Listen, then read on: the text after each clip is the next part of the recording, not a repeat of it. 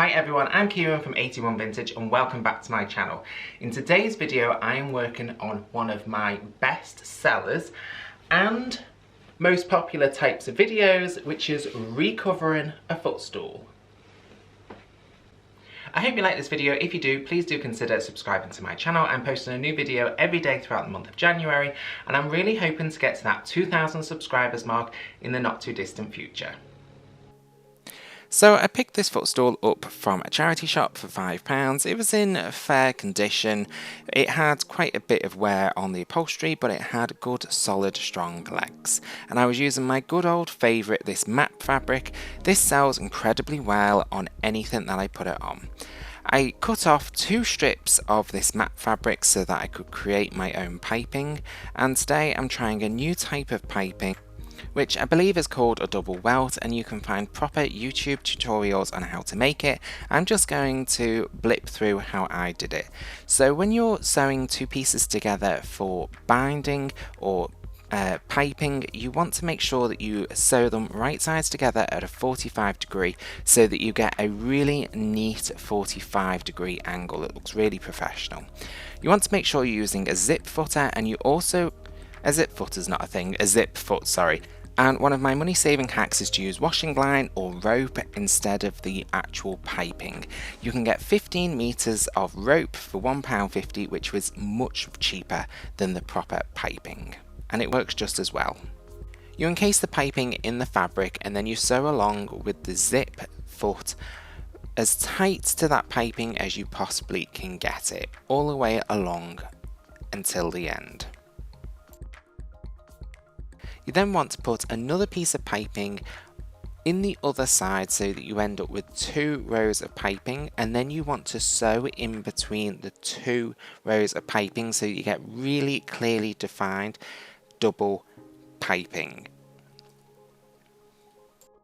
You'll see shortly how I use this. It's a great alternative to nail heads or things like that, and if you want to learn how to make it, I'm sure there's far better tutorials.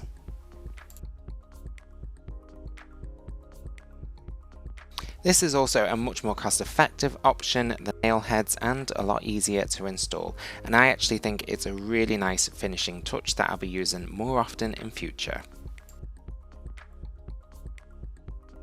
You want to try that left with just the double set of piping so that you can attach it when you're ready.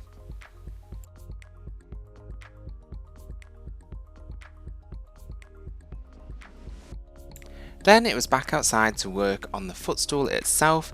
I wanted to paint the legs on this. They were a little bit orange, so I used my good old favourite trick of spraying them with black matte spray paint and then giving them a coat of lacquer. I had to spray them outside out of all the neighbours, so I looked my tradition crazy with my super funky outfit and gave them all a good coat. I gave them a quick coat of lacquer and some distressing with 220 grit sandpaper, and whilst that dried I decided to take the dogs for a walk. Are we ready? Is Tic Tac ready? Is PT ready? Pito, are you ready? Are you ready? Oh yeah. Okay. Once we were back, the dogs were happy and it was time to move on to removing all those decorative nail heads. The best way I've found to do this is just with a little screwdriver, working from one end to the next.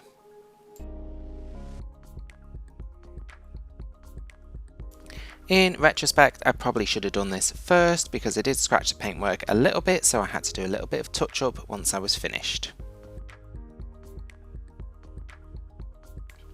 Then I removed the black fabric from underneath. You don't have to worry too much about removing all of the staples, just remove anything that's loose or comes off.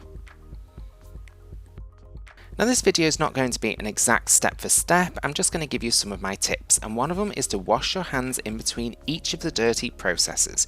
You want to make sure that you remove all those oils and things off your hands so you can stain your new fabric. This is especially important when you're working with light fabrics. Because this was such a textured fabric underneath, I went over it with 2 layers of 2-ounce wadding or batting. This just helps to make sure that you can't see that fabric through when you put your final fabric on top. Because the legs were built into this piece and couldn't be removed, I had to trim off the excess batting around, and you also want to make sure that your corners aren't too plump. So where you have that area where there's a bit of floppy off fabric, you want to cut that nice. You want to cut that just along the corner, as you'll see in a moment, and also don't apply too many staples at this stage. Just pop a couple to secure it in place, and it's also a good idea to apply some spray adhesive, and that can also help hold it in place, especially when you're doing bigger pieces like chairs.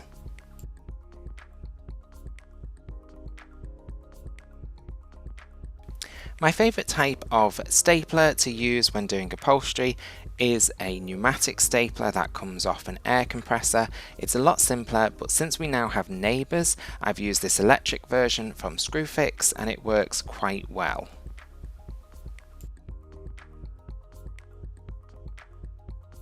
Then it was time to iron the fabric. Some people will just go straight over without ironing it, and then they'll either iron it afterwards or use a steamer.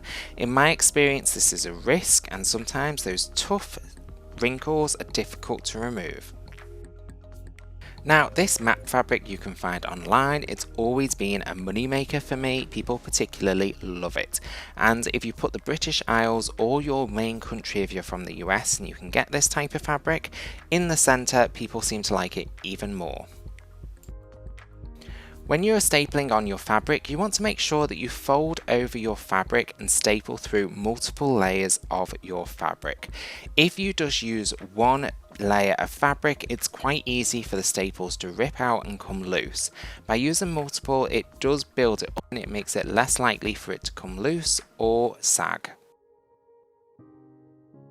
For me, I like to work a way around and just pop a couple of staples, 3 or 4 in each side, not worrying about the corners at this point, just so that I can get a general feel for how the fabric's going to lay, and then I like to work on the corners. If you've seen any of my other upholstery videos, you know that I like to do my corners with one single neat fold, and this is because you can spend hours trying to match up the corners and usually waste a lot of staples, time and fabric. So one neat fold is the way I always go.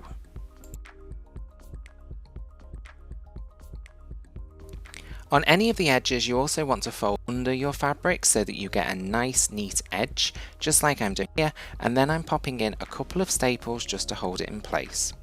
When you chop off your fabric to get in those difficult areas, you want to be sparing. So what I like to do is I like to cut out sections of fabric, and I like to work quite reservedly towards my final goal. So I will often do 3 or 4 cuts, trying to get just that right amount of fabric rather than just going in all crazy and trying to just chop it in one go. Here I was trying to cut the fabric so that it went round just that edge of the leg nicely, so that it went around and underneath, and then I could tuck it under and turn it around and pop a couple of staples in so that the whole thing looked really neat.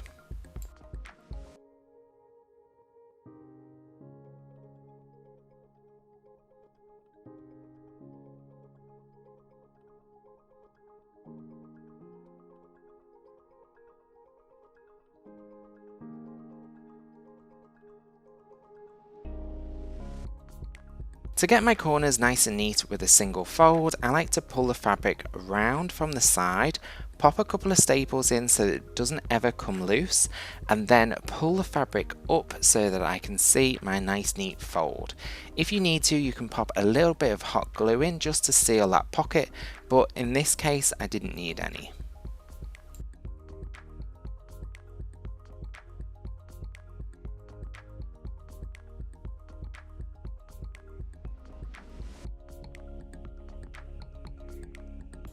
If you're a reseller, really good way to lock you onto a piece of furniture. I used to make chairs on a weekly basis. I don't do too much upholstery now, but you get more and more comfortable with it the more and more of it you do. It's usually all about just folding fabric, and here you can see that I've just folded underneath that leg and popped a couple of staples in.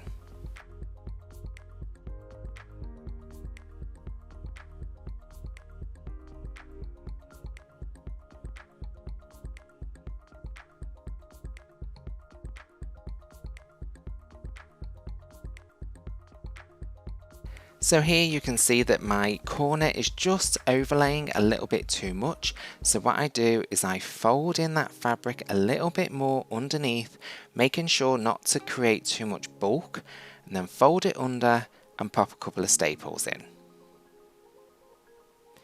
When I'm working on a piece like this, I like to work on the same section on each of the legs. So if I'm doing the two front sections and the two back sections, I like to do those in order. I find that if you just work on a single corner and go from one to the other, by the time you get to your last corner, it doesn't match. Once you've got your piece fully upholstered, you can then go back and whack in as many staples as you want to make it feel super secure.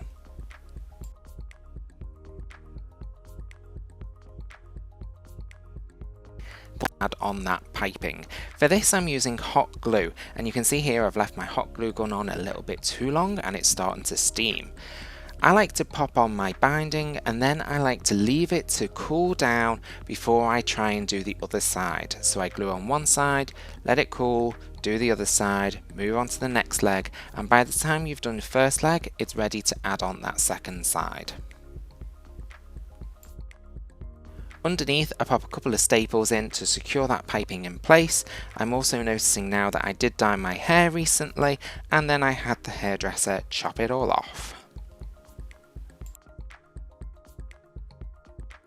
For the underneath, here is my big money saving secret, and it is to use landscaping fabric for the underside of your pieces. This is far more inexpensive, it's super cheap, but it is a bit thin, so you do have to double it over.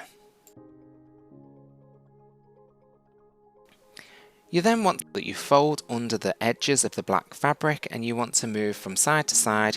You don't want to pop in miles of staples on this, you just want to put in a couple. It looks far more professional and it looks more professional to try and keep them in line.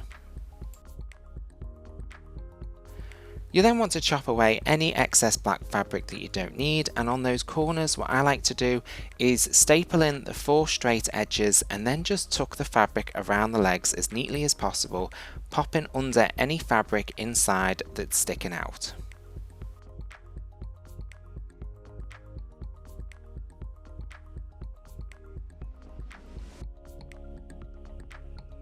Because you're just recovering this piece, it might not look as neat as if you actually manufactured it straight out the factory, but it does look far better than what it was. And I think when I resell this, I'll get much more than my £5 that I spent on the actual piece.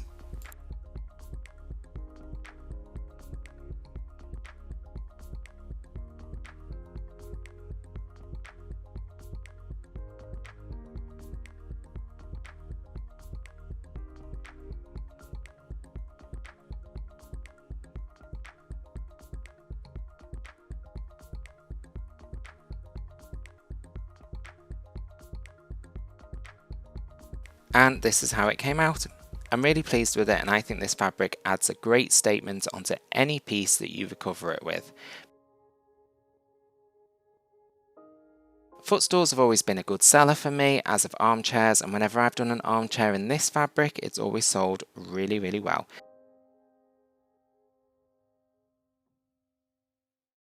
I hope you like how this project came out. Don't forget to let me know down in the comments whether you like this project and whether you're going to be giving upholstery a try. Thanks for watching, and I'll catch you on the next one.